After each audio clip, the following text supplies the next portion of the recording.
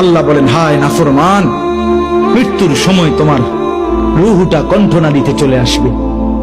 ওয়াকিলা মান রাক, আত্মীয় স্বজন বলবে, হায় তাকে এখন ঝাড় দিবে কে, ফুক দিবে কে?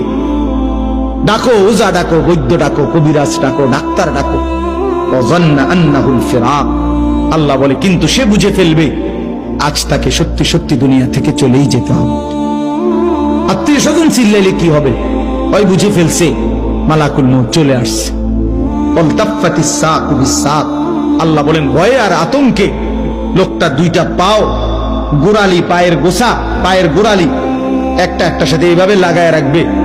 এক সুতা নড়াচড়াও করবার মতো হিম্মত, সাহস, শক্তি তার দেহে আর থাকবে। ইলা রব্বিকা ইয়াউমা ইদিনিল মাসাক, এই অবস্থাতেই নাফরমান আমি আল্লাহর কাছে ফিরতে হবে।